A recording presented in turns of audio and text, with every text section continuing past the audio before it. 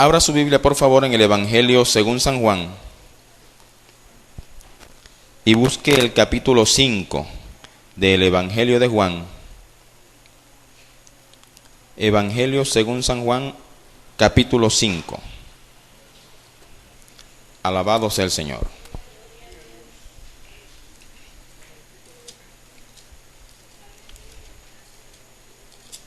Amén.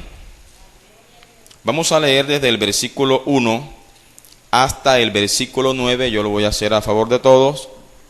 San Juan capítulo 5, desde el verso 1 hasta el verso 9, y lo hacemos en el nombre del Padre, y del Hijo, y del Espíritu Santo. Después de estas cosas, había una fiesta de los judíos, y subió Jesús a Jerusalén. Y hay en Jerusalén, cerca de la puerta de las ovejas, un estanque llamado en hebreo Betesda, el cual tiene 5 pórticos.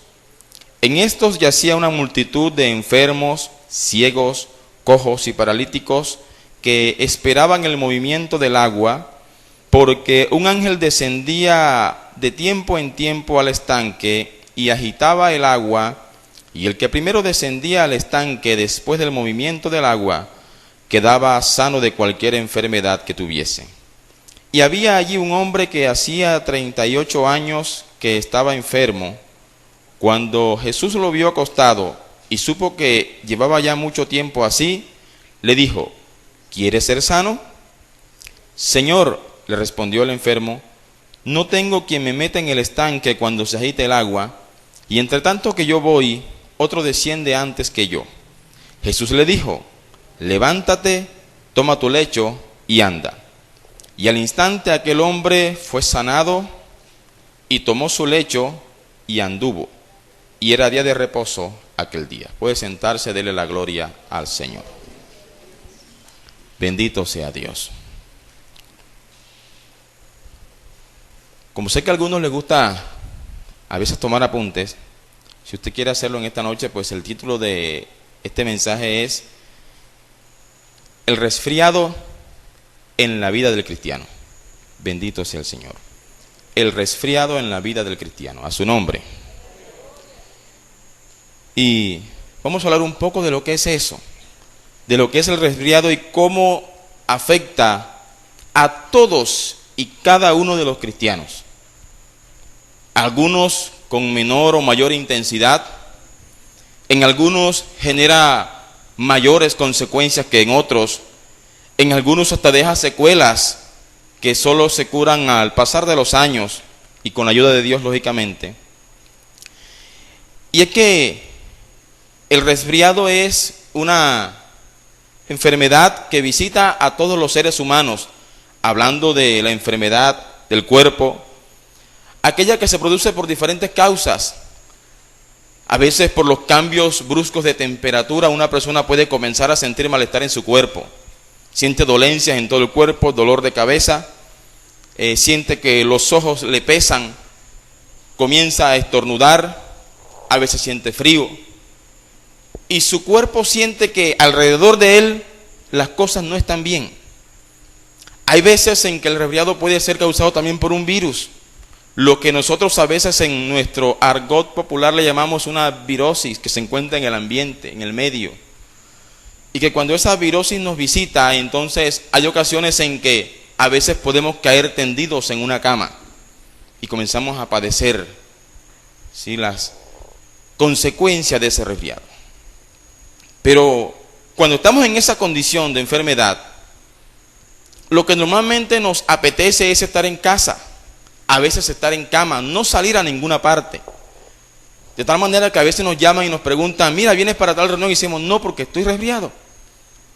Y ya el resfriado nos sirve automáticamente como aquella excusa que no me permite ir a tal o cual lugar o cumplir con tal o cual responsabilidad.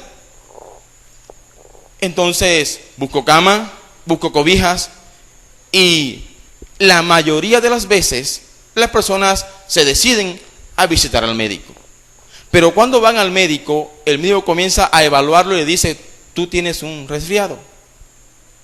Y independientemente de la medicina que le mande, hay 2 recomendaciones que nunca van a faltar de un médico cuando usted lo visita con esos síntomas. Y siempre le va a decir, tome abundante líquido y consuma vitamina C. Siempre le va a decir eso. Tome abundante líquido y consuma vitamina C. Así le mande la pastilla que le quiera mandar. Bendito sea el Señor. Porque el líquido, pues además de hidratarnos, comienza a recoger todas esas suciedades que hay en nuestro cuerpo y son expulsadas a través de la orina. Entonces esa agua comienza a servir como un elemento de limpieza en nuestro cuerpo, que lo va desintoxicando y va poco a poco haciendo salir ese virus de nuestro cuerpo. Bendito sea el Señor. Pero hablando en términos espirituales, un resfriado también nos puede visitar por causas internas, como un virus, o por causas externas, como un cambio brusco de temperatura. Algunas causas del resfriado espiritual podrían ser, por ejemplo, una enfermedad inexplicable que nos visita, y entonces nosotros comenzamos a padecer y comenzamos a decir, yo no voy para ninguna parte, yo me quedo en casa. Y entonces el hermano viene y lo llama y le dice, hermano, ¿no va para la iglesia? Y dice, no, hermano, porque estoy enfermo de tal cosa. Y la persona se acongoja, y la persona comienza entonces a sufrir los dolores de dicha enfermedad, hablando en el sentido espiritual. Es un resfriado que está carcomiendo su alma, su espíritu. Pero un resfriado también en el plano espiritual nos puede visitar cuando estamos sufriendo el flagelo del desempleo y no conseguimos trabajo. Entonces no queremos salir de casa, y aunque me invitan a predicar, vamos a evangelizar, vamos a discipular. Decimos, no, yo estoy ocupado, y sacamos cualquier excusa. Está resfriado espiritualmente y quiere estar en casa. Es decir, su alma, su espíritu no tiene la suficiente fuerza para moverse. Y quiere estar allí arropado, cubierto. Pero también una causa de los resfriados espirituales pueden ser los problemas familiares. Cuando el hombre y la mujer tienen problemas en el hogar, o cuando tienen problemas con los hijos, entonces la persona se refugia en casa y difícilmente quiere ir a la iglesia. Difícilmente quiere salir a hacer la obra de Dios. Difícilmente quiere hablar con el cristiano.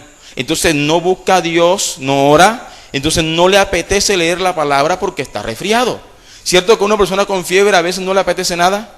Hasta el agua la siente amarga a veces. Bueno, esa es la palabra. El agua es la palabra. Cuando usted está resfriado, ¿sabe qué le manda el médico? Consuma agua, palabra. Consuma vitamina C de Cristo, de cruz. Bendito sea el Señor. Porque esa es la medicina que va a quitar nuestro resfriado. La palabra. Y cuando estamos en ese estado, lo que menos nos apetece es palabra. Por eso no queremos ir a la iglesia. Por eso vemos al hermano que viene cerca de nosotros y nos escondemos. O cerramos la puerta antes de que pase por el frente de la casa. Porque no queremos escuchar palabra. Si me invitan para la iglesia, digo, no voy. Y saco cualquier excusa. Estoy resfriado y necesito vitamina C. Prende un aplauso al Señor. Bendito sea Dios.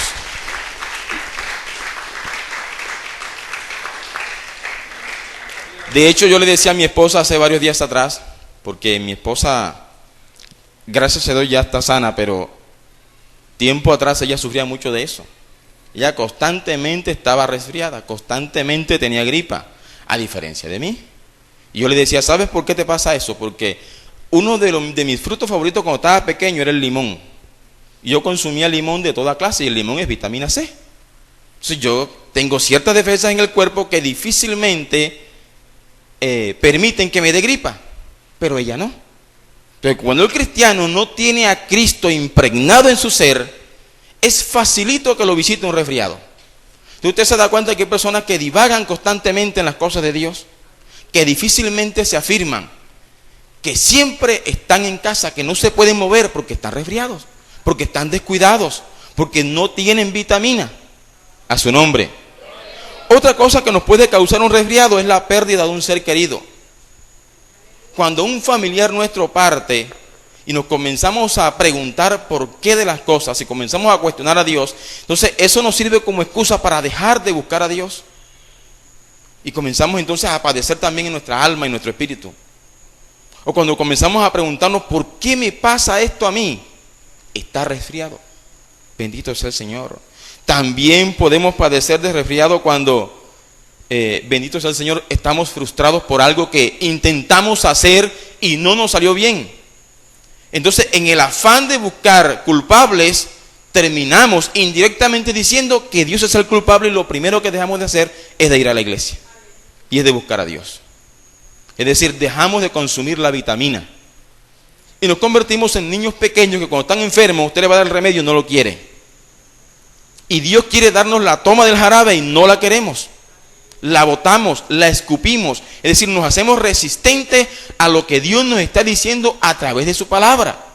Y aunque venimos con problemas a la iglesia y el predicador acá sin saber lo que usted tiene, por alguna razón dio la palabra y es la solución a su problema para que usted haga algo para solucionar su problema, y aunque sabemos que es así, no lo hacemos. Vomitamos el remedio. Nos hacemos resistentes a ello. A su nombre. Un resfriado es peligroso en la vida del cristiano. Y aunque parece un simple resfriado, un resfriado pequeño puede desembocar en una enfermedad mayor si no se controla a tiempo. ¿Cuántos dicen amén? A su nombre. Bendito sea el Señor. En la Biblia encontramos algunos personajes que sufrieron ese mal. Usted recuerda, por ejemplo, a Moisés. Cuando Moisés descendió del monte y encontró al pueblo desenfrenado en el pecado, Moisés se resfrió. Porque comenzó a decirle a Dios: bueno, Señor, ¿y para eso me hiciste tú sacar a este pueblo de Egipto? Para eso, para tenerlo así. Dios le dijo: bueno, apártate de ellos que los voy a consumir en un momento. Y él le dijo: no, Señor, consúmeme a mí, ráeme a mí de tu libro. Es decir, él comenzó a pelear con Dios, a intentar decir que él tenía la razón por encima de Dios. Nunca. Independientemente de la situación, Dios siempre tendrá la razón. Por oscuro que se vea el panorama, por tormentosa que se vea la situación, Dios siempre tendrá la razón. Yo no puedo pelear con Dios. Y aunque Moisés peleó una y otra vez con Dios, Dios le dijo: no es así. A su nombre. A su nombre. Él padeció de resfriado. Jeremías también padeció resfriado. Jeremías le dijo a Dios: Señor, yo no predico más. Yo no hablo más en tu nombre. Pero ¿qué dijo Jeremías? ¿Quién me recuerda? Mientras callé, ¿qué dijo? Se envejecieron mis huesos dentro de mí. Él estaba resfriado y dijo: no voy a hacer más la voluntad de Dios, porque le predico a este pueblo juicio y nadie escucha, nadie atiende, todo el mundo se hace sordo, soy menospreciado. Mire, a Jeremías no lo querían en Israel, pagaban por tenerlo lejos, lo echaron en cisternas, lo echaron en la cárcel, nadie quería a Jeremías. Y en ese estado de frustración, Jeremías comenzó a pelear con Dios. Pero cuando Dios le demostró que no era como él pensaba, sino como Dios decía, entonces Jeremías salió de su resfriado y fue un hombre de victoria. Amén. Moisés también fue un hombre de victoria. Y David también padeció lo mismo. Busque el Salmo capítulo 77 para que vea cómo David le hablaba a Dios en un momento difícil. Salmo 77.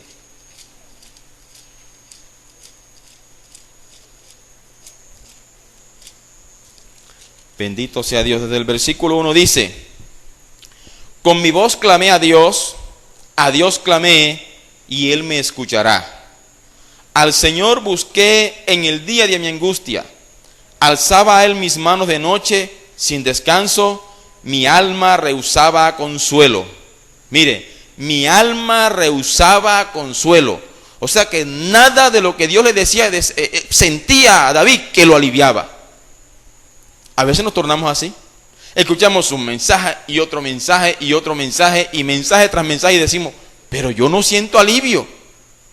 Entonces él decía: yo clamo de noche, clamo de día, oro a Dios, pero mi alma rehúsa. O sea, mi alma no acepta el consuelo de Dios. Estaba enfermo. Siga leyendo. Versículo 3. Me acordaba de Dios y me conmovía. Me quejaba y desmayaba mi espíritu. No me dejabas pegar los ojos. Estaba yo quebrantado y no hablaba. Consideraba los días desde el principio, los años de los siglos. Cierto que así nos ponemos nosotros melancólicos. Cuando estamos allí tirados en la cama, entonces no podemos dormir y comenzamos a acordarnos del tiempo pasado. Y cómo Dios hacía las cosas antes. Y cómo Dios me escuchaba en aquel entonces. Y cómo cuando Dios clamaba yo seguía de escuchar, sentía que Dios me respondía. Pero decía David, pero ahora no me pasa así. Estaba enfermo espiritualmente. Bendito sea Dios. Versículo 5. Consideraba los días desde el principio, los años de los siglos. Me acordaba de mis cánticos de noche. Meditaba en mi corazón. Entonces uno comienza a cantar alabanza de la que se acuerda. Y dice, pero ni la alabanza me consuela. Nada de eso parece traernos reposo. Dice el versículo 7. ¿Desechará el Señor para siempre y no volverá más a hacernos propicio? Se hacía él esa pregunta. ¿Ha cesado para siempre su misericordia? ¿Se ha acabado perpetuamente su promesa? ¿Ha olvidado Dios el tener misericordia? ¿Ha encerrado con ira sus piedades? Dije, enfermedad mía es esta. Ahora reconoció que el problema no era Dios, que la enfermedad era de ¿quién? De él. Que el alma que estaba enferma era la de él. Ahora miren lo que sigue diciendo. Traeré pues a la memoria los años de la diestra del Altísimo, me acordaré de las obras de Jehová. Sí, haré yo memoria de sus maravillas antiguas, meditaré en todas sus obras y hablaré de tus hechos. Ahora él entendía que la mejor manera de resolver su problema era considerando que Dios desde tiempo antiguo está haciendo maravillas, que siempre ha hecho su voluntad. Y cuando se acordó de eso, entonces dijo, ahora voy a predicar, voy a anunciar tus maravillas. ¿Dónde está su consuelo y mi consuelo? En que Dios sigue siendo poderoso. En que más allá de que tenga el problema encima o no, Dios sigue siendo poderoso. Dios sigue teniendo poder para sacarme de allí. Y aunque pasen 30 días, Dios un día lo hará. A su nombre. El secreto está entonces en no desesperarme. A su nombre. A su nombre. Meditaré en tus caminos. A veces comenzamos a darle vuelta al problema, ¿verdad? Y a tratar de buscar con nuestra cabeza la solución al problema y no la encontramos. Pero nos dedicamos entonces a meditar en los caminos del Señor. Nos ponemos a pensar que hubo personajes que tuvieron problemas peores que los míos y Dios los sacó de allí. A veces no nos acordamos de eso. Pero cuando uno se acuerda de eso, uno compara y dice, bueno, pero yo no tengo problema comparado con los que tenía él. Un pastor que se pone a analizar la vida, por ejemplo, de Samuel, se da cuenta que el pastor de hoy no tiene problemas. ¿Cierto que sí? Si se pone a analizar la vida de Ezequiel, por ejemplo, se da cuenta que el pastor de hoy no tiene problemas comparado con los problemas que tenían esos hombres encima. Que la gente lo acosaba. Bendito sea Dios. Entonces, analicemos y meditemos en las maravillas del Señor para que el resfriado se vaya. Eso es consumir vitamina C. Eso es consumir abundante agua. Líquido, a su nombre. A su nombre. Regresemos al Evangelio de Juan capítulo 6. Porque aquí hay un hombre al que el resfriado le fue más allá. Bendito sea Dios. Dice la Escritura que después de estas cosas había una fiesta de los judíos y subió Jesús a Jerusalén. La Biblia habla en Levítico capítulo 23 que Dios estableció unas fiestas solemnes. Y Dios le dijo al pueblo que durante esas fiestas el pueblo debía congregarse en la ciudad de Jerusalén. De tal manera que ya había fechas específicas, fechas establecidas en las que todo judío sabía que tenía que subir allá para conmemorarle fiesta a Jehová. Así como usted y yo ya hemos abrazado la idea de que todos los años, para el mes de junio, julio, teníamos campamento, así ellos todos los años se preparaban para hacer su fiesta en Jerusalén. Y Jesús, como todo buen judío, subía a esas fiestas. No sabemos con exactitud a qué fiestas se refieren, pero sabemos con toda certeza de que allí había muchísima gente congregada en Jerusalén. Gente de todas regiones de Israel había llegado allí para adorar a Dios.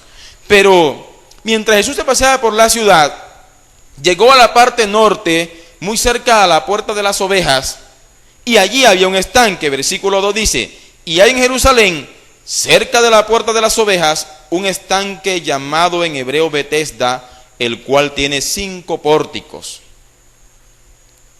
Lo voy a explicar. La puerta de las ovejas era utilizada normalmente para mantener o hacer entrar allí el ganado, las ovejas que iban a ser destinadas para los diferentes sacrificios que la gente iba a presentar delante de Dios durante la fiesta. Imagínese usted la cantidad de ganado entonces que se acumulaba cerca de esa puerta y la cantidad de personas que iban dispuestas a comprar ovejas para sacrificarlas y así presentar algo agradable ante la presencia del Señor. Pero a pesar de que había mucha gente de pronto en el templo, gente comprando tórtolas, palominos, gente comprando ovejas, gente haciendo preparativos para la fiesta, había una gran multitud que no estaba pendiente de la fiesta. Es decir, subieron a Jerusalén a celebrar la fiesta, pero no estaban del todo pendientes de dicha fiesta. Así como hay mucha gente que llega a la iglesia, pero no está del todo pendiente a lo que pasa en la iglesia. A su nombre. Y hay mucha gente que va al campamento, pero no está pendiente de lo que pasa en el campamento. Tienen otro propósito, porque tienen otros problemas. Bendito sea el Señor. Y dice la Escritura que tenía 5 pórticos. En el 1988 dicen los arqueólogos que descubrieron dónde estaba ubicado ese estanque. Era un estanque de aproximadamente 120 metros de largo por 60 metros de ancho. Era amplio, de forma rectangular. Tenía 5 pórticos, uno de cada lado, que son 4, y uno en el centro que separaba el estanque, convirtiéndolo en 2 piscinas de 60 metros cuadrados cada uno. Bendito sea el Señor. Esos pórticos eran algo así como unas terrazas especiales, y para descender al estanque había que bajar por unas escaleras, unas escalinatas, y en esos 5 pórticos se refugiaban multitudes de enfermos. Allí lo explica el versículo 3, que en estos, o sea, en esos 5 pórticos, yacía una multitud de enfermos. Dice que eran ciegos, cojos, paralíticos, que esperaban el movimiento del agua. Note que la atención de esos personajes ya estaba centrada en algo, en un evento, que no tenía nada que ver con la fiesta, que no tenía nada que ver con el propósito que tenían ellos al subir a Jerusalén. Estaban pendientes sencillamente a que el agua se removiera. Pero además de que estaban pendientes a eso, ya había una tradición entre los judíos que le atribuía el movimiento de dicha agua a un ángel que supuestamente descendía del cielo, y cuando removía las aguas, entonces sí, el primero que caía al agua recibía sanidad. A su nombre. Y el versículo 4 dice que el ángel descendía de tiempo en tiempo. Algunas traducciones dicen que descendía de año en año. De hecho, la palabra tiempo en la Escritura, sobre todo en el aspecto profético, a veces se refiere a años. Por ejemplo, cuando en Apocalipsis habla de tiempo, tiempos y la mitad de un tiempo, estamos hablando de 3 años y medio. Entonces, tiempo allí, algunos han tratado de explicar que se refiere a años, y que el ángel año tras año descendía a ese estanque en un día específico y removía las aguas, y el primero que caía al agua era sano de su enfermedad. Ahora imagínese entonces cuán lleno estaría ese estanque. Imagínese más aún. Imagínese si este tanque estuviera en San Juan Nepomuceno. Mire, ya habría gente vendiendo los puestos, haciendo la fila. ¿Sí?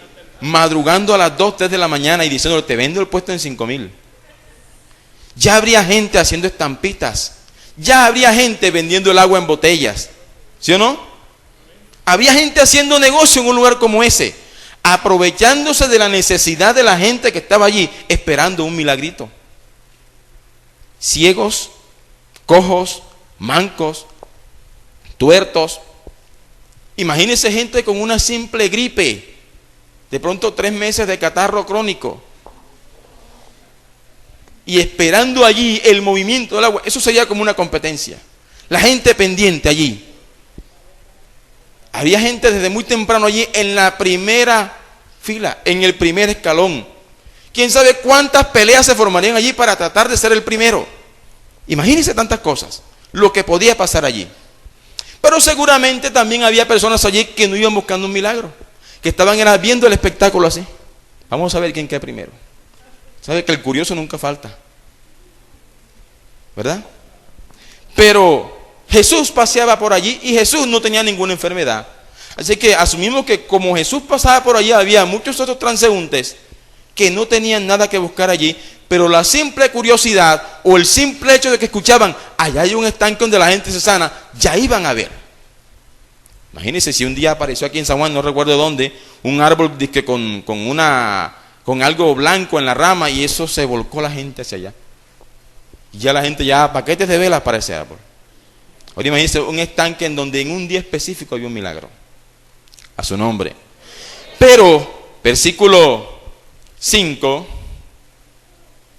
dice que había allí un hombre que hacía 38 años que estaba enfermo. Cuando Jesús lo vio acostado y supo que llevaba ya mucho tiempo así, le dijo, ¿quieres ser sano? Vamos a detenernos un momento a analizar. Ese hombre tirado allí, paralítico, tirado en un lecho, en un colchón, en una colchoneta, qué sé yo, en una estera, ansioso de descender al agua justo cuando el ángel descendía, movía las aguas, o cuando dicen ellos que descendía y movía las aguas. Porque entre otras cosas, los judíos dicen que en realidad no se sabe si era un ángel, pero es la tradición. Y imagínese ese hombre expectante, y de pronto vio al otro que lo que tenía era una gripa, y de pronto cayó primero y fue sano. Él tenía 38 años de padecer de esa enfermedad o de estar postrado. No dice que tenía 38 años de edad, dice que tenía 38 años de estar enfermo. Así que es muy posible que esa enfermedad, que él haya estado sano en un tiempo de su vida y la enfermedad le visitó. Entonces imagínense ese hombre con esa gran necesidad, el paralítico postrado allí y viendo que uno que tenía gripa fue sano. Y entonces comenzamos a cuestionar a Dios y a decir, pero Señor, yo tengo tanto tiempo de estar así, y Él pasó, vino hoy y pasó y lo sanaste, y a mí nada. Y comenzamos a cuestionar a Dios, ¿sí o no? Cuando vemos que las cosas no nos salen bien y vemos que al hermanito de un momento a otro se arregló la vida, y decimos, pero ¿cómo es posible, Señor? Yo tengo tanto tiempo así, y Él es primerizo y lo sanaste, lo salvaste, le arreglaste esto. A su nombre, a su nombre. Y comenzamos a padecer el resfriado. Bendito sea Dios. Porque comenzamos a mirar la prosperidad del otro. Comenzamos a mirar la bendición del otro. Comenzamos a ver lo que Dios hace en el otro y que Dios no lo hace en mí. Pues déjeme decirle, mi hermano, que cada uno tiene una necesidad diferente. Somos 7,000 millones de habitantes en el planeta aproximadamente. Son 7,000 personas diferentes. Ni aun los gemelos idénticos son iguales por completo. ¿Cómo? 7,000 millones de problemáticos diferentes. Y son 7,000 millones de tratos diferentes que Dios tiene. Y Dios conoce a cada uno. Y Dios sabe qué le puede dar a usted que no me puede dar a mí. Y qué me puede dar a mí que jamás le podrá dar a usted. Dios lo sabe. Amén. Pero imagínense la condición de ese hombre viendo tanta gente, 20 años, 30 años, 35 años, y fueron 35 sanos que él vio. ¿Y yo qué? Y ahora viene Jesús, un hombre que él no conocía, y le pregunta, ¿quieres ser sano? Cualquiera diría, ¿qué pregunta más tonta? ¿Ah? ¿Cómo a Jesús se le ocurría preguntar, diría cualquiera, ¿quieres ser sano? Si usted fuese esa persona postrada, ¿qué diría usted? ¿Qué hubiese dicho usted? Amén. Quiero ser sano. Quiero recibir sanidad. Pero mire qué respondió este hombre. Vamos a ver qué respondió este hombre. Versículo 7. Señor, le respondió el enfermo, no tengo quien me meta en el estanque. Porque es que estamos buscando nuestra solución en otro y no en Dios. Estamos esperando que sea otra persona igual que yo quien me ayude a solucionar el problema. Y mire, y hay mucha gente que viene a las iglesias y si el pastor no lo ora, no se sana. El pastor lo oró y se sanó. Y preguntan a veces, ¿y el hermano fulano va? No, no va, entonces no voy hoy. Estoy esperando que sea el hermano o la otra persona igual que yo que me solucione el problema.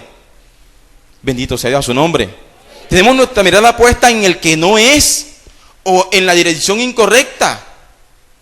Te ve gente que viene aquí con 15 años y son 15 años pasando de frente por la misma enfermedad.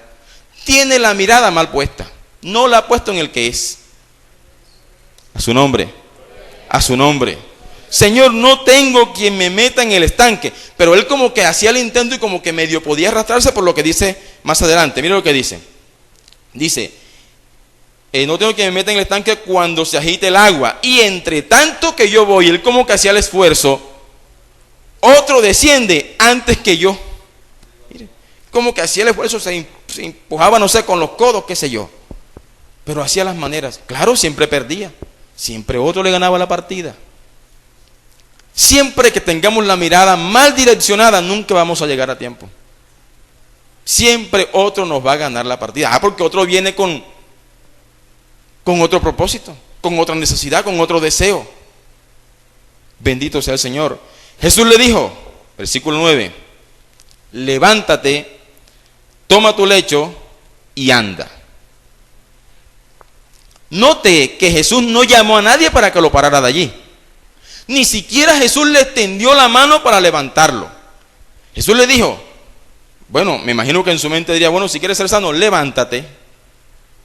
Entonces, ¿quién tenía que poner todo empeño? Él. Si estoy enfermo espiritualmente, nadie me va a tender la mano, olvídese. Dios va a enviar a uno que otro para que me hablen de la palabra, pero quien tiene que levantarse soy yo. Quien tiene que hacer las maneras soy yo. Quien tiene que poner la voluntad soy yo. Cuando estoy en la casa y no quiero ir a la iglesia, ¿quién me va a parar de allí? Tengo que hacerlo yo. Amén. Ahora, cuando vengo aquí, entonces entiendo y es cuando recibo la revelación de la palabra que me dice, Dios es quien pone en vosotros tanto el querer como el hacer por su buena voluntad. Y entonces digo, gracias al Señor que me trajo. Amén. Aunque haya pensado que el esfuerzo lo hice yo, a su nombre. Pero dijo, levántate, toma tu lecho y anda. 3 tareas le puso. Levantarse, tomar el lecho y andar. Levantarse implica tomar la decisión y no esperar el apoyo humano de nadie. Amén. Levantarse implica escuchar la voz de Dios y hacerla. ¿Qué hubiese pensado cualquier persona en ese estado de postración? Que alguien le dice, levántate. ¿Crees que era fácil sencillamente decir, sí, me voy a levantar? Para que ese hombre pudiera tomar la decisión de levantarse, implica que en el hombre como que había algo de fe. Como que cuando puso sus ojos en Jesús que le dijo, levántate, como que algo en su corazón lo motivó a tener fe. Amén. Y le dijo, toma tu lecho. ¿Por qué toma tu lecho? Porque mientras estuvo allí tirado,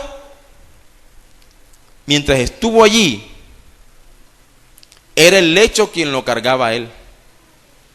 Y seguramente cuando lo iban a trasladar de un lado a otro, lo cargaban y el lecho lo llevaba a él. Pero ahora Jesús le dijo, tú eres quien vas a llevar tu lecho. ¿Sabe qué significa el lecho allí? Todo aquello que tiene nuestro corazón aferrado a esta tierra. Todo aquello que no me deja levantarme, que no me deja tomar una decisión firme de buscar a Dios, es un lecho que me tiene ahí postrado, tirado. A veces el materialismo, el amor al dinero que mueve a mucha gente de hoy en día. Bendito sea el Señor, la fama, el egoísmo, el orgullo, la vanagloria. Hay muchas cosas que me tienen aferrado allí, al lecho, a su nombre, al piso. Pero Jesús le dice, no, que yo no quiero que Él te lleve a ti, yo quiero que tú los lleves a ellos. Amén. Los bienes materiales no tienen por qué moverme a mí. Yo tengo que hacer uso de ellos. Eso es añadidura, a su nombre. El trabajo no tiene por qué dominarme a mí. yo debo dominar mi trabajo. A su nombre. Mi hogar, mi casa no tiene por qué dominarme a mí. Yo tengo que dominarlos a ellos. Amén, en el nombre del Señor. Bien, denle un aplauso al Señor.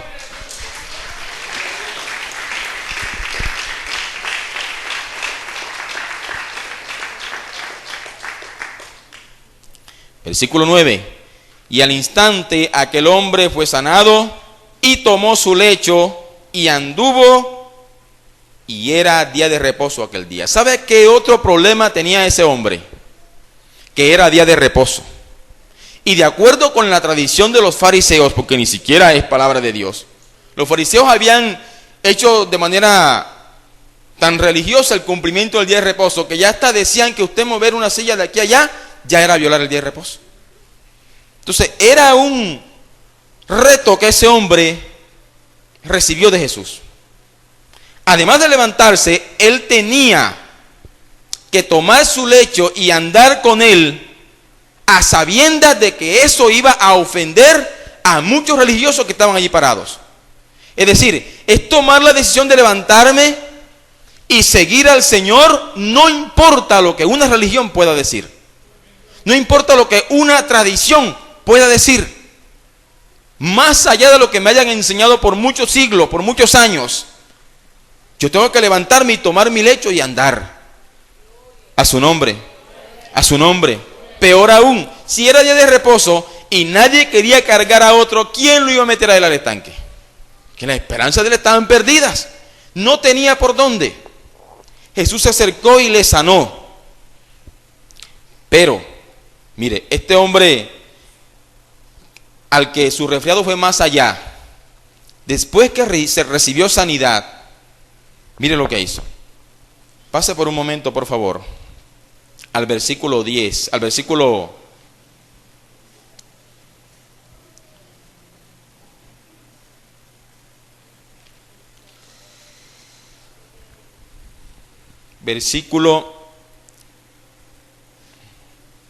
14.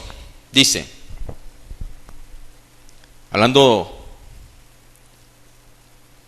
dice, después le halló Jesús en el templo. Jesús halló a aquel hombre que había sido sano. ¿Dónde lo halló? Allá no estaba en el estanque. Ya no tenía su mirada puesta en las aguas, ni en el ángel. Ahora sabía que su responsabilidad era buscar a Dios, ¿dónde? En el templo. Y cuando se lo encuentra allí, dice, y le dijo, mira, has sido sanado. No peques más para que no te venga alguna cosa peor. Eso implica que Jesús no solo lo sanó de una enfermedad física, sino que Jesús de alguna manera le concedió perdón de sus pecados. Y el triunfo de ese varón estaba en que puso la mirada en Jesús, pero ahora Jesús le dice, bueno, tienes un compromiso. Pusiste la mirada en mí, has llegado al templo, pero acuérdate de no pecar más, para que no te sobrevenga una cosa peor. Algunos infieren que muy posiblemente la condición de postración de ese hombre era por causa de algún pecado. Y que Jesús, sabiendo esa condición de ese hombre, le dice, para que algo peor no te venga, no peques más. Ahora, ese algo peor también podemos inferirlo como la condenación del alma. ¿Qué peor que eso? ¿No quieres ser condenado? No peques más. A su nombre. A su nombre. Y mire, yo comparaba ese pasaje con otros pasajes en donde dice la Biblia que multitudes iban donde Jesús y a todos los sanaba. Iban ciegos, cojos, paralíticos, y a todos los sanaba. Y yo pregunto, ¿y por qué allí solamente a uno? ¿Por qué si había multitudes de personas allí, solamente sanó a uno solo? ¿Por qué sería?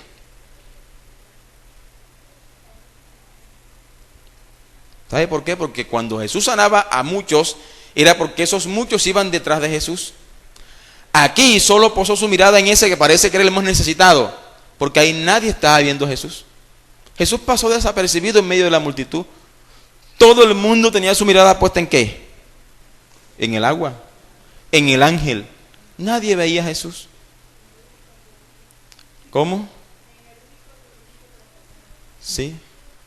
En el turno. Bendito sea el Señor. Desafortunadamente nuestras congregaciones se están convirtiendo a veces en espectáculos, en donde la gente dice que si hay danza, Dios se manifestó, que si hay lengua, Dios se manifestó. O sea, están pendientes en lo que sucede y no están pendientes en el que habita aquí. Amén. Y hay ocasiones en que no hay danza, no hay lenguas, nadie se cae, pero Dios se manifestó de una manera impresionante. Y a veces no nos dimos cuenta por otra cosa. Mucha gente no se dio cuenta quién sanó al paralítico. No sabían. Es más, cuando él levantó su mirada, ya Jesús no estaba por allí. ¿Quién se dio cuenta? Comenzaron a preguntar, ¿y quién fue? Nadie sabía. Nadie se dio cuenta que Jesús visitó allí. ¿Se ha puesto a preguntar en cuántas campañas hemos estado? ¿En cuántos cultos hemos estado? ¿En cuántos campamentos hemos estado? Y no nos hemos dado cuenta que Jesús estuvo allí. ¿Por qué? Porque estábamos enfermos, porque estábamos resfriados, porque no tomamos la decisión de levantarnos, tomar nuestro lecho, andar y caminar hacia el templo, y en el templo está Jesús otra vez. Amén. A su nombre. Entonces tengamos cuidado con esa enfermedad espiritual que nos visita a todos. Amén que sí. En cualquier momento podemos sentirnos desanimados. Entonces identifiquemos. Toques y dicen, no me siento bien, necesito líquido, palabra, necesito vitamina C. Entonces vaya donde un paramédico, vaya donde un pastor, vaya donde un líder. Pastor, estoy así, ayúdeme, recéteme. Y él va a coger entonces, vea, ¿cómo es que le llaman los médicos? El vademecum, ¿sí? Y entonces le va a dar palabra de Dios para que usted sea sano. A su nombre, a su nombre. Bendito sea. Quitemos la mirada del estanque, quitemos la mirada del ángel, pongamos la mirada en el Señor. No nos vamos a distraer con nada de este mundo. No nos vamos a quedar postrados y aferrados a lo terrenal. Vamos a levantarnos. Amén. A su nombre. Y vamos a seguir adelante con el Señor. Amén. Vamos a colocarnos de pie.